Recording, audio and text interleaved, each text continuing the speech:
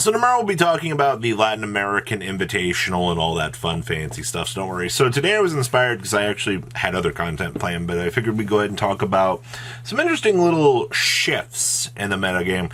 And shifts around the Tier 2 spectrum are always kind of interesting to talk about, because when you see a new rogue deck enter into the fray, it kind of stirs the masses, and people are like, whoo, whoo!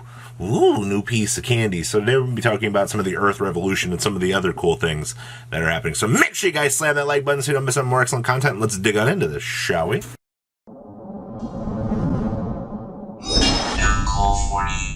the first thing we'll be talking about for this video is going to be Earth Machina, or the Earth Toolbox. Now, if you guys have stuck around in like the 12 days of deck profiles and things we do in like December and January,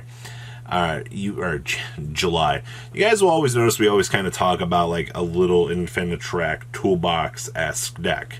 Well, recently this deck has kind of been gaining a little bit of momentum in the Tier 2 category, and I'll actually go through a list later on in the week. Daniel Marino Smith ended up, he topped Grandmaster games with it over, I think it was Gabriel Vargas, and I chuckled a little bit. I was like, oh, that's interesting. So the whole Earth Toolbox deck, it typically involves your Infinitrack cards. You guys know how great the Infinitrack cards are. They all literally have massive special summoning clauses. They have access to things from the deck. You're all like, well, yeah, we knew that Harvest Drill and things like that were good back in the day. Well, here's the thing, all right? The new Machina structure deck cards like Metal Crunch and things like that also exist, all right? Like, I don't know if you guys have ever read Metal Crunch, but he gives you the ability to reveal 3 Earth Machine monsters with no specific specifications on its name. So you literally just reveal Mr. Brutal Dozer, and you basically start combo. The deck has a 1-card engine going for itself, and I think a lot of players kind of underestimate. Also, for those of you that live underneath a rock and you're like, well, I'm no expert on Earth Toolbox. Yeah, they also have a Link 1, by the way. So typically when an archetype has a Link 1, you already know that something is going wrong. So the deck also has the ability to use like the Ancient Gearbox and then like tutor through other things. It's really weird. Like before I started filming this video, I was watching some of the Link 1 combo go off, and just watching the Metal Crunch resolve through an entire normal summon in a format where we don't have Imperm, or maybe your opponent's like, I don't really want to ash that. Watching this insane combo explode, it's very interesting. Like, Machina Citadel being a crazy powerhouse. Also, just looking at like the Infinitrack spell card, Heavy Forward card, is actually really freaking good. So, as I'm making this video right now, I wanted to say this.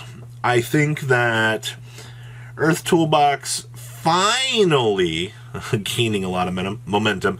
I think it took a lot of time for players to kind of look at the Earth cards and go, all right, so, you know, instead of having to play Machina in the way it is, we could start tuning it towards other things. Now, I know, like, earlier in the format, I don't know, what was it, last format? The OCG was messing around with some cool concepts for Infinitrack machines, but they've long since disappeared. And some of those earlier concepts made some pretty cool, awesome boards.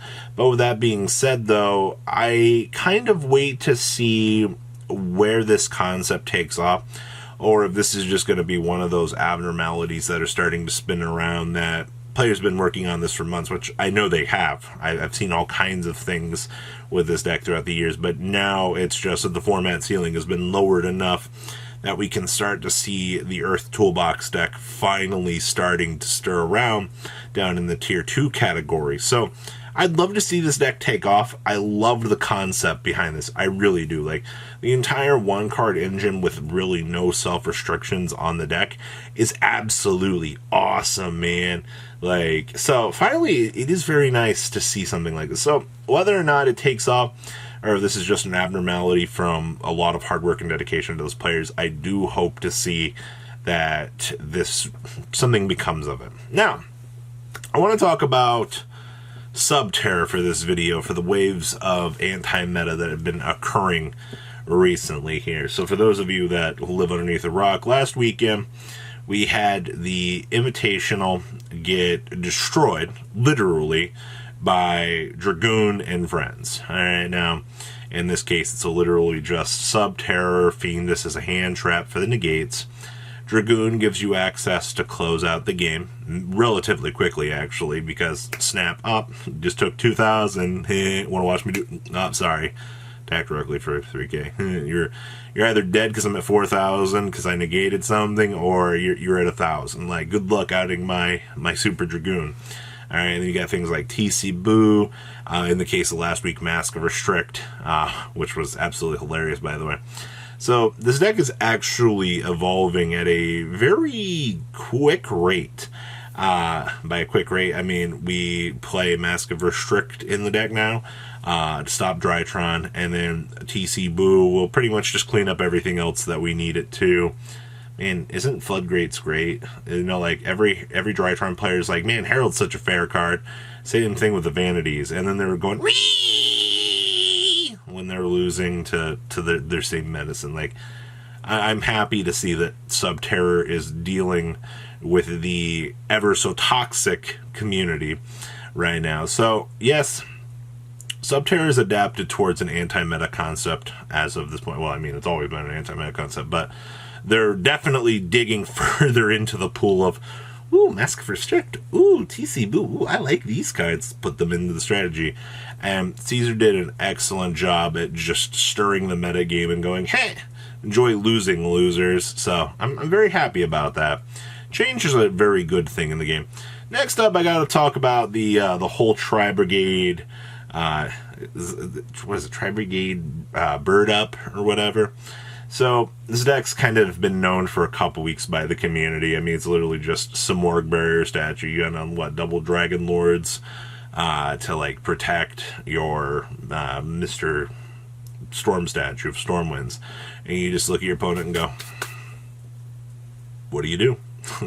I do hate to say this because I always sound like a giant whiner, but it's like Simorgh's a really good card. Right? Like, if you guys live underneath a brick house right now and you're like, oh yeah, like Stormwind, Simorgh, double Dragon Lords, that board is amazingly hard to break. And it's not gaining a lot of momentum right now. I know like players have talked about it, players have analyzed the deck. They understand that Tri-Brigade is a very good engine as of this point in time.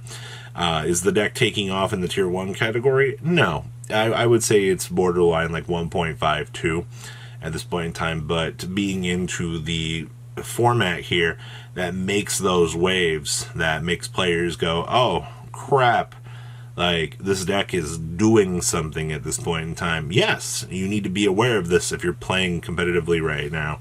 A Stormwind's double Dragon Lords and a Simorgh plus whatever else came from the hand, that's enough to ruin your day. So if you're like, oh yeah, like I have a great Tri-Brigade matchup, and then you've never played against it before, you're going to have a very bad time. So yes, Tri-Brigade is evolving at this point in time. Kit really helped out this deck.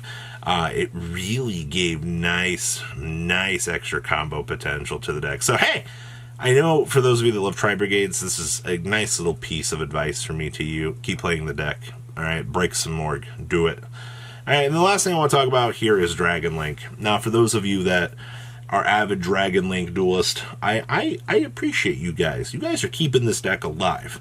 All right, we'll see where you guys get on the next list, because everybody in the middle is like, I want LP gone, finally.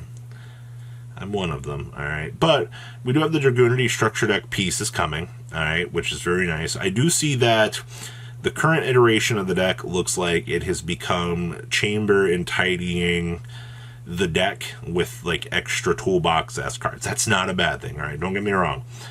Chamber's definitely the glue that's holding this current build together. So whether or not we see the Dragon Link featuring Chamber and Friends at this point in time, whether or not we see this deck continue on its current path of, you know, needing to still play Chamber and things, because I saw a couple Dragon Link players that were just telling players that, like, you can't play this deck without tidying right now. Like, you need Chamber and you need tidying. I don't know if that's true or not.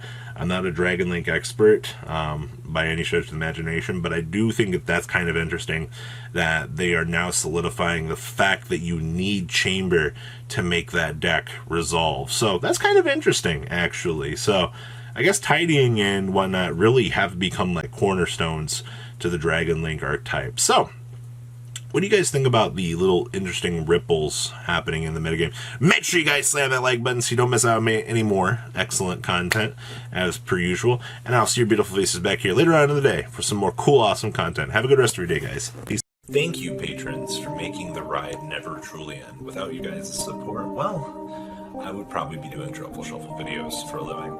Guys, please check out VanCool40 for all of your Cardfight Vanguard content brought to you by MCool40. And if you are looking to pick up singles, check out mcoolgames.com for your trading card game needs. Thanks for watching, everybody.